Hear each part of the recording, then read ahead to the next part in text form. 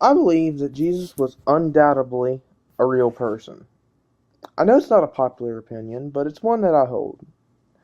And around this time of year, I get to thinking that there probably was a historical Jesus, and I wondered how he would react to the world around him now.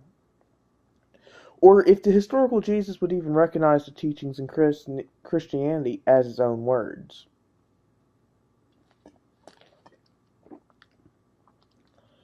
I always wondered this because there's a lot of traditions that people think come from the Bible that's not from the Bible.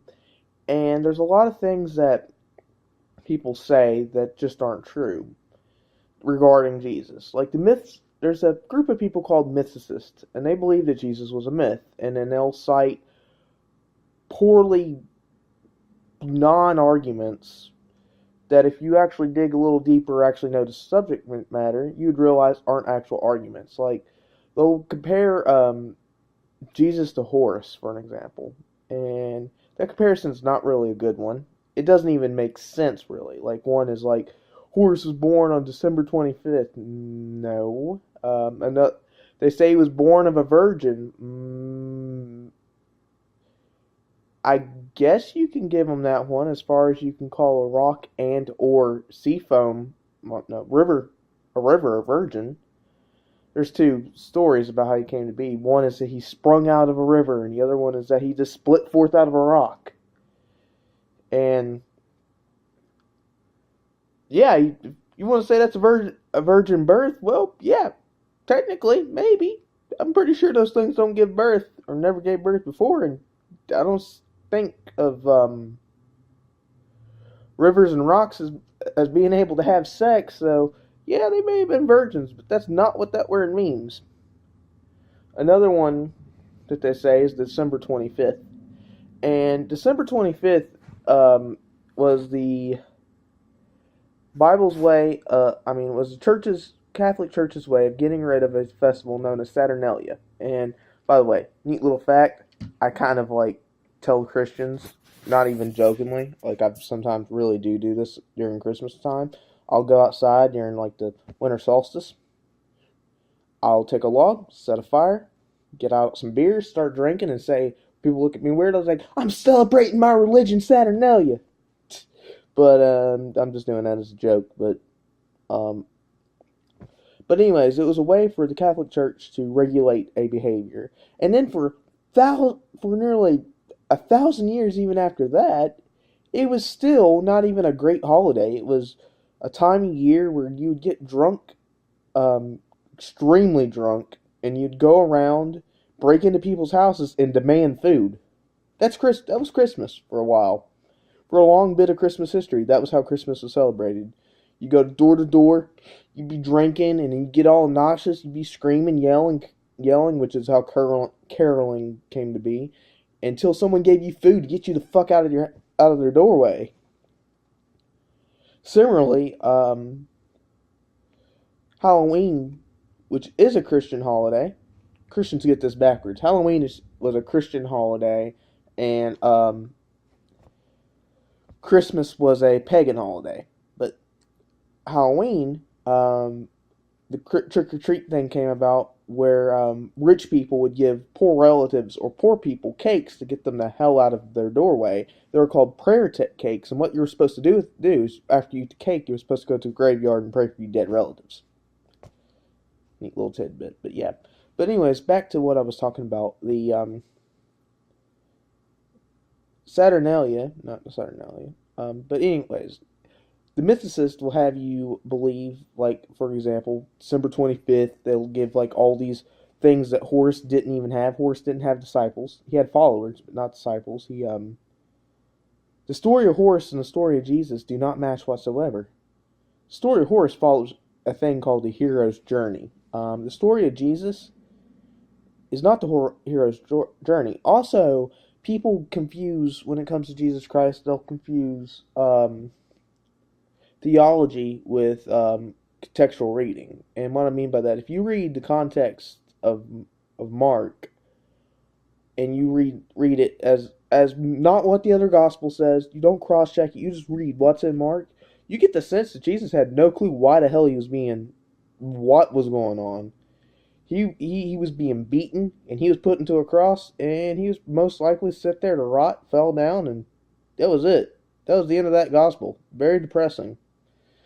There was no resurrection originally in that gospel. It was literally written as they came to that tomb, they saw it was empty, and they left. And if you think about the historical evidence, that tomb would be empty because Jesus was never buried in it. Most likely, the apostles stated Jesus was buried because burial plots back then cost a lot of money, and although Jesus was a carpenter, he wasn't poor. That's a misconception. A carpenter during that area, during that time period, would have been a very respected profession because you were building basically everything. Houses, cars, chairs, tables, you named it, you have to have your local carpenter do it. And so most likely, Jesus' father was not poor. He would be not like extravagantly rich, but you got to think in this context of what we know about Jesus, it would make sense that Jesus had a fairly wealthy upbringing, and so he probably did actually have a gravesite, not donated by some random guy, but just his own gravesite. But he probably never was buried there because he was crucified, and the Romans would not just say, "Oh, he's a respected religious leader, let's get him down." That's not how the crucifixion worked. So I do believe that they probably did go to that tomb and seen it was empty. Maybe because they had this mistaken belief that Jesus would be in the tomb or would have risen, you know what I'm saying? But the truth was is that the tomb was empty because Jesus never got to the tomb. He was just hung on a cross and rotted. But if you do read the Bible, read the books. Never read the Bible as a theology piece. Always read it as like a pseudo history, like a pseudo biographical thing, and read Mark because Mark is the earliest gospel that was written, and it gives a more honest depiction of Jesus. For example, there's a section in Mark that you would not want in your gospel.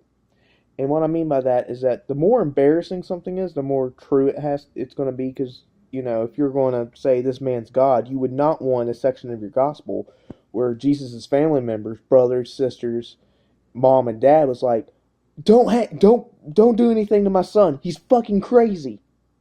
You wouldn't want that in your gospel, but it is in Mark. There's a section of Mark where they said he was crazy, that he was mentally ill, and that the Roman officials need to excuse his behavior. That points to more towards this particular depiction of Jesus being real, because Mark didn't have that many miracles. It didn't have much miraculous content in Mark. There is miraculous content in Mark, but it is pointed towards to being additions and later sources. So that's why I've never believed in mythicist position that Jesus was fake, because there's a lot of things in Mark that don't make sense. Another thing is that there's a lot of things that when written in Greek don't make sense, like puns and sayings and things like that makes better sense if you read it in Hebrew. So that means that there are parts of the Bible that are written in Greek that you have to retranslate back into Hebrew or Aramaic for it to make sense, which points that there probably was a real guy because if it only makes sense that it was spoken in Aramaic but written in Greek, that means that most likely the guy that they're talking about existed. And one example I can give in modern history is that there's a lot of quotes from Hitler that wouldn't make sense in English. Like a lot of things that Hitler would say, if you translate it into English, wouldn't make sense because one example is "what the vulture," which is the German way of basically saying "what the fuck," and it wouldn't make sense in English. If the only thing we had in the future was surviving transcripts of Hitler's speeches in English, they wouldn't make sense unless you translated them back into German, and then they would make sense again. Similarly, there's a lot of things that Jesus said in the Bible that doesn't make sense in Greek, but makes perfect sense in Hebrew and Aramaic and ancient Aramaic. Um, so that points to Jesus being a real Aramaic Jew. Um, Now, there are people that I know, that I talked to before, that think that there's this conspiracy theory that he wasn't real and all the evidence is planted like later by Christians. And that's not true, because one of the biggest events that happened around Jesus' time period was called the Jewish Uprising. And it marks the beginning of the end of the Roman Empire. The Roman Empire would persist for about another um, 200 years after this uprising. And then that's it. It falls apart. It is officially conquered in about 2 to 300 years flat because the Jewish rebellions is the start of the major rebellions against Rome. And I was talking to him, and he was so ignorant of history that he didn't know that. He didn't know that there are candidates for historical Jesus that makes perfect sense. Several of them were the high priests. There was a high priest named Jesus. There was Jesus of Damascus. There's several others, and they also fit the bill of how Jesus has died. A lot of these people named Jesus because Jesus was a very common name. It's actually Jesus is just a synonymous with Joshua, which is also synonymous with Joseph. But to keep people separated, they would it depended on if you're Hebrew, Aramaic, or Greek is how you would pronounce that name. And then when you translate all that in English, you get Joseph, Joshua, and Jesus. So, but we do know there were people that matched this description during the Roman rebellions. We also know that Pontius Pilate actually did crucify a man named Jesus. He was a priest that was a priest of Israel that was causing trouble that he crucified. Both Titus and Josephus, I can't pronounce his name, Josephus, talked about this. So there was an actual guy. We do have documented evidence of a guy named Jesus being crucified. And when I told this to this guy that was a mythicist, he didn't even know. His mind was like, he refused to believe it. He thought it was planted evidence because of things. He thought that Jesus would have archaeological evidence. Well, the thing is, though, is that no Jew in that time period, even the most significant Jews of that time period, was really talked about. One example was during the Jewish rebellions of that. We don't even know who they are until they were recorded about 50 to 60 years after the fact. But we do know they happened. We know about some of the most significant Jews of that period, but they weren't really talked about because no Jew in that time period was really talked about. And I tried to explain this to him, but he didn't believe me because why the hell not? Because he was looking for a Jesus that didn't exist. He wanted the biblical Jesus. Biblical Jesus never existed. You have to look for the historical Jesus, and the historical Jesus was a real. He was a real human being, blood and bone. He was probably, if we're going to go by what he was like, he was probably closer to Mark's Jesus. We do know of people named Jesus that would fit the bill. More than one. There was more than one candidate, which is why I always supported the composite theory. The composite theory is the middle ground between historical Jesus and mythicist. It's my favorite one. Is that since there was multiple people named Jesus, and Jesus of Nazareth would have been a not a place but a religious order, because Nazarene was a Jewish religious order. That would mean that there's, by the way, a huge amount of Nazarenes around that time period named Jesus. So we actually have candidates now. And I think the Bible was written 60 years after Jesus' death, is like the earliest recorded. It is very possible that the oral traditions that started this and the people that knew Jesus were talking about completely different people. Because back then they didn't have photographs and things, and if your memory gets faulty the further away you are from an event, which means that it is perfectly possible that Paul talked to Jesus' brother, which he did. We know that because it's recorded in one of Paul's letters that he talked to Jesus' brother. But we don't know which Jesus he was talking about. There were, as I said, around 6 significant people in that time period named Jesus. Also, the fact that if you look at it from, you read the Gospels, there's a lot of things there's a lot of teachings in Matthew, Mark, Luke, and John that are not compatible with each other. In other words, there's no way the same person said these things because he wouldn't be internally consistent. And some people think this is because it was an involving theology.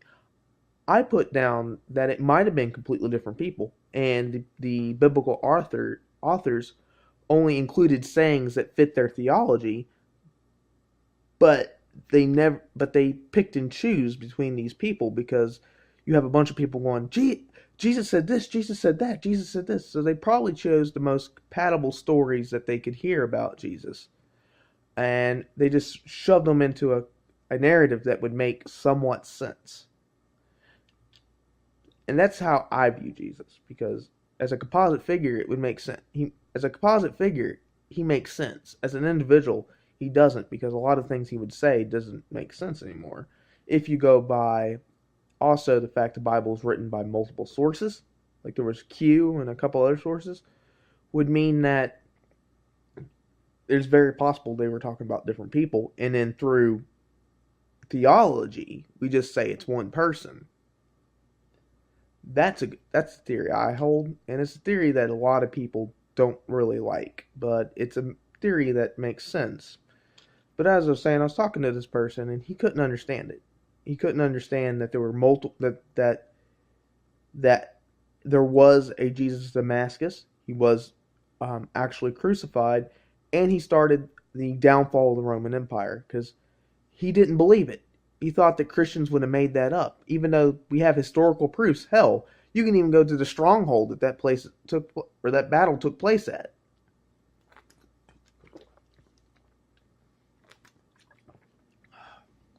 So, yeah, that's my thoughts on that. I believe that some people think that, I believe that Jesus was most likely a composite of multiple people. Like, you would have your main figure, and then you'd have a couple other people. And one of the things I can say is that in 1,000 years from now, there's going to be very little evidence that you existed. You as an individual existed. One example I gave somebody once is 1,000 years from now, let's say Scientology is like a major religion, okay? Like Scientology just takes off, okay? We know that the person who made Scientology was a real human being. His name was Ebert Hubbard. Ebert, did I say that right? Well, yeah. Anyways, we know Hubbard existed. 1,000 years from now, they might not even know that. He might be completely mythicized. That might give him achievements that he never even did, like, because, Scientology would have time to make their own theology about their founding and all that. So it'd be perfectly reasonable for them to say, and Hebert Hubbard was our prophet, and he turned $1 into millions of dollars in front of people. Like, you know what I'm saying? Like, he turned millions of, like, whatever unit of money, and they're talking about, he that day he made one bottle cap become thousands. You know what I'm saying? And it might hold a little grain of truth. Something. I can't. Anyways, Hubbard made his religion on the bet that he would make money on it. So, in that regard, he did. He made a lot of money on Scientology. And I tried to explain that to him. I was like, in 1,000 years from now, there'd be very little evidence that Hubbard even survived. A lot of religious figures would be hard to find. He also used the thing that all religious figures are fake, and I pointed out that Buddha was real. Buddha was a real Indian prince. He wasn't just a made-up figment of somebody's imagination, like a story or something. the Buddha was a real person. We know this because there's archaeological evidence that shows he was a real person. Now, did he do the things they said he did? Probably not. But he was a real human being. And that's the status that I believe Jesus was like. Matter of fact, there was more than one candidate for the Buddha. There's actually several rulers in India with that name who did similar things because of the time period. You find weirdly in history that a lot of people in a culture will do a lot of the same things and it will be attributed to them. So it's weird, I know, but if you think about it, think about even modern history. Think about if like 400 years from now they had to talk about pop stars today. A lot of those accomplishments would just be or things pop stars do wouldn't be notable really because it'd be things that other pop stars would also do. So you would not be able to really narrow down which pop star did what. You can narrow down their music and things like that, but not their personality. And you can also see this with like ancient, not ancient, but like classical musical writers. There are stories and that we have about them that we can't attribute to which one it is. One was Bach, because Sebastian Bach was several composers. He wasn't just one person. There was several composers named Sebastian Bach. So when you talk about Sebastian Bach and you're talking about a story about him, we have no really clue which Sebastian Bach did what, unless we know about exactly when that story is supposed to take place, and then we can figure out if it was the father, son, or grandchild. But sometimes you can't even figure that out because there is overlap between their lives. And I'm going to finish that on that. Well, bye.